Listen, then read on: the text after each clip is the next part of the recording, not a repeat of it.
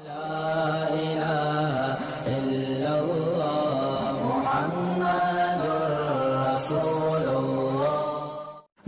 صاحب UAE سے سوال ہے، تہجد پڑھنے کا سنت طریقہ پوچھ رہے ہیں جی. وہ کتنی رکعتیں ہوتی ہیں؟ نیز وطر تہجد سے پہلے پڑھنے ہیں یا بعد میں؟ جو فضیلت ہے کہ آخری رات کے آخری حصے میں وطر پڑھنے کی جو فضیلت ہے سر. تہجد کا بہتر طریقہ سنت یہ ہے کہ پہلے نیند کی جائے، تھوڑی دیر سوئے جائیں، پھر اس کے بعد رات کے آخری حصے میں اٹھ کے آپ نماز پڑھیں. اور اس میں نبی صلی اللہ علیہ وسلم سے مختلف رکعتیں منقول ہیں جی. تو بہتر یہ کہ 8 رکعتوں کا معمول بنایا جائے، لیکن اگر کوئی 2 رکعت پڑھتا ہے، 4 پڑھتا ہے، 6 پڑھتا ہے، وہ بھی جائز ہے، اور اس سے 8 سے زیادہ بھی پڑھ سکتا ہے. اور وطر جو ہے تہجد کے بعد پڑھے جائیں. اگر جس کو یقین ہو کہ تہجد میں اٹھے گا وہ، تو اس کو چاہیے کہ وطر وہ تہجد کے بعد پڑھے. اور اگر آپ کو ڈاؤٹ ہے کہ پتہ نہیں آنکھ کھلے گی نہیں کھلے گی، تو پھر وطر پہلے پڑھ لیں اور پھر تہجد رات کے آخری حصے میں اٹھ کے پڑھ لیں. بہت بہت شکریہ. اگر یہ بھی ڈاؤٹ ہے کہ اگر تہجد پڑھتے پڑھتے کہیں فجر ہی نہ شروع ہو جائے تو پھر وطر پھر بھی تو پہلے پڑھنا ضروری ہوں گے. بہت بہت شکریہ. میں ایک واقعہ سناتا ہوں. شاید حضرت ڈاکٹر عبدالحی رحمہ اللہ کیا ہے یا مولانا عاشق الہی رحمہ اللہ کا، دو بزرگوں میں سے کسی ایک بزرگ کا واقعہ ہے. ان کا تہجد کا معمول تھا، روزانہ پابندی سے تہجد پڑھا کرتے تھے. ایک دن بیمار بھی تھے، تھکاوٹ بھی تھی، تو فرماتے ہیں کہ بیماری اور تھکاوٹ کی وجہ سے تہجد میں جب آنکھ کھلی تو اٹھنے کا دل نہیں چاہا.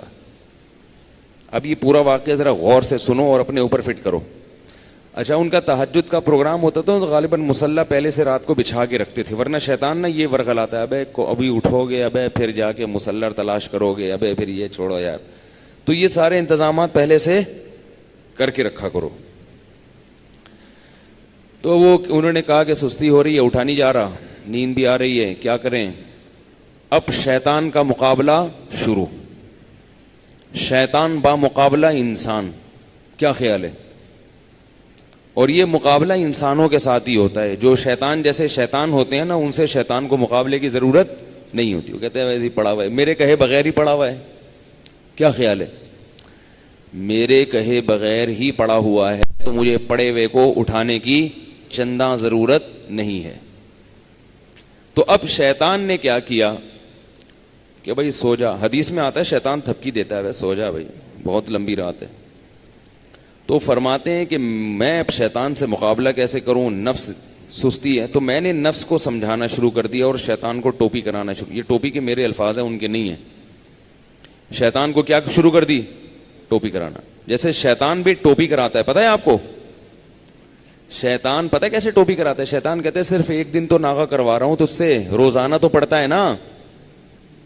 یہ ٹوپیاں ہیں کہ بھائی جب ایک دن چھوڑو گے تو پھر اگلے دن بھی چھوڑو گے. سستی ایک دفعہ ہو گئی تو ہونا شروع. پھر شیطان یہ بھی ٹوپی کراتا ہے، کوئی فرض تھوڑی ہے تہجد. تو آج سنتیں چھڑوا رہا ہے، کل فرض چھڑوائے گا. فرض کیسے چھڑوائے گا؟ بولے گا چھوڑ دے، توبہ کر لینا. توبہ تو قبول ہو جاتی ہے نا بھائی، کتنا بڑا گناہ ہو جائے توبہ تو قبول ہو جاتی ہے. تو یہ ہوتے ہوتے وہ آگے بڑھتا ہے، پھر جہنم میں پہنچائے بغیر وہ اطمینان سے نہیں بیٹھتا. تو جیسے شیطان ٹوپی کراتا ہے، آپ بھی شیطان کو ٹوپی کراؤ. تو انہوں نے شیطان کو کیسے ٹوپی کرائی؟ انہوں نے شیطان کو ایسے ٹوپی کرائی کہ شیطان نے کہا سو جا سو جا بھائی سو جا. انہوں نے کہا بس اٹھ کے بیٹھ رہا ہوں اور کچھ بھی نہیں کر رہا. بھائی لیٹا ہوا آدمی اٹھ کے بیٹھ جائے تو یہ تو کوئی مشکل نہیں ہے نا. بھائی بیٹھوں گا دوبارہ سو جاؤں گا، پھر تھوڑی دیر بیٹھوں گا بس. تو کہہ رہے ہیں اٹھ کے بیٹھ گیا. بیٹھنا اتنا مشکل نہیں ہوتا سوتے ہوئے. آپ اس کو بتایا جائے نا 2 منٹ بیٹھو پھر لیٹ جانا. کہتے چلو نیند میں آ کے یوں کر کے اٹھے گا بیٹھے گا. اب جب بیٹھے ہیں تو شیطان کہہ رہا ہے لیٹ جاؤ. تم نے تو کہا تھا میں صرف بیٹھوں گا. ظاہر جب اٹھ کے بیٹھتا ہے لیٹا ہوا آدمی تو سستی میں کچھ تو کمی آتی ہے نا.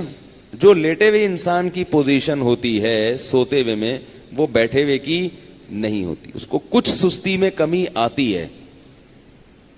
اب جب اٹھ کے بیٹھے ہیں تو شیطان کہہ رہے لیٹ جاؤ. یہ کہہ رہے ہیں ایسا ہے کہ صرف کھڑا ہو جاتا ہوں. بیٹھے رہے تھوڑی دیر، آنکھیں واکھیں ملی، میں کھڑا ہو جاتا ہوں یا یہ واش روم میں چلا جاتا ہوں. تو شیطان کو اپنے نفس کو یوں بہکایا، ٹوپی کرائی کہ میں صرف واش روم میں جاؤں گا اور وہی استنجا وغیرہ قضائے حاجت یا پیشاب وغیرہ جو بھی ہے کر کے واپس آ کے لیٹ جاؤں گا. کیا خیال ہے اس میں کیا جا رہا ہے؟ تو نفس جو ہے نا اس کے لیے آمادہ ہو جاتا ہے, چلو اتنا تو چلتا ہے. اگر لیٹے ہوئے یہ سوچتے نا کہ پیشاب کر کے آؤں گا تو پھر مشکل ہوتا, بیٹھے ہوئے آدمی کے لیے سوچنا آسان ہے. تو کہہ رہے میں اٹھ کے گیا واش روم میں جو بھی پیشاب وغیرہ فرمایا کیا ہے, تو شیطان نے کہا واپس.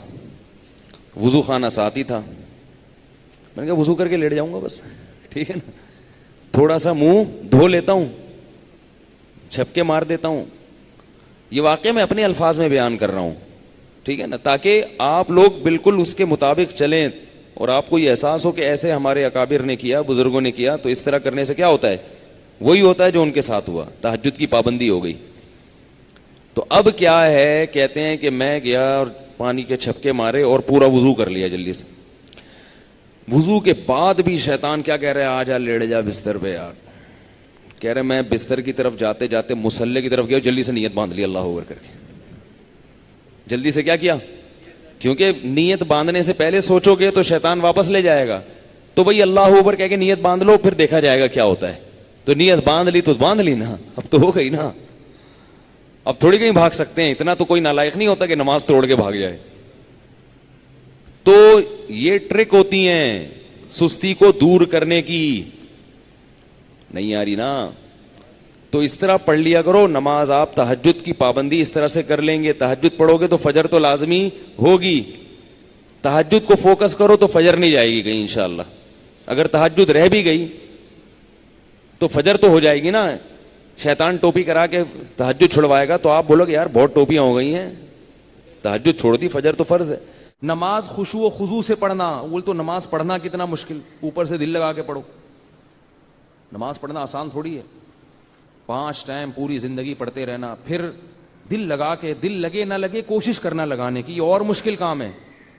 دل ہی نہیں لگتا انسان کا, ادھر ادھر لوگوں کو دیکھو نا نماز میں ناک میں انگلیاں گھما رہے ہیں, کان میں انگلیاں گھما رہے ہیں, پتہ نہیں کیا کیا کر رہے ہیں, ہلے جا رہے ہیں. میں ابھی اسلام آباد ایئرپورٹ پہ تھا تو ایک عرب آیا میرے ساتھ کھڑا ہو گیا. میں تلاش کر رہا تھا جماعت کے لیے کوئی بندہ ملے ایئرپورٹ پہ نا, جماعت کرایا کریں, اکیلے نہ پڑھا کریں. تو جو مسلح بنا ہوا تھا, میں تھوڑا انتظار کیا, میں نے کہا دیکھوں کوئی بندہ آتا ہے. تو ظہر کی نماز تھی, میں نے کہا نماز پڑھتا ہوں. تو وہ عرب پینٹ شرٹ میں تھا, میں نہیں پہلے پہچانا کہ یہ عربی ہے, کیونکہ پینٹ شرٹ پہنی ہوئی تھی اور کلین شیف تھا. تو وہ عرب جماعت کے بڑے پابند ہوتے ہیں. اس نے کہا جماعت, میں نے کہا آ جاؤ. اب میں امام بنا, وہ مقتدی بن کے میرے ساتھ کھڑا ہو گیا. اب ساتھ جب کھڑا ہوا ہے وہ, تو ہل رہا ہے, یوں ہلا رہا ہے, یوں ہلا. مجھے بڑی الجھن ہو رہی کہ کیا کر رہا ہے بھائی, جب تمیز سے کھڑا ہو جا تھوڑی دیر کے لیے. ہلے جا رہا ہے. پھر حد یہ ہوئی کہ پینٹ اپنی سیدھی کی یوں کر کے. پینٹ جب سیدھی نہیں ہوئی تو بیلٹ کھولی نماز میں بیلٹ کھول کے پوری اچھی طرح سے ٹائٹ کی. پوری نماز اس طرح پڑھی ہے. مجھے بڑا وہ ہو رہا تھا کہ بھائی یہ کیا ہے. تو وہ قرآن کی آیت یاد آ رہی تھی, والذین هم فی صلاتہم خاشعون, کہ جنت میں جانا ہے تو نماز پڑھنا کافی نہیں ہے, نماز خشوع و خضوع سے.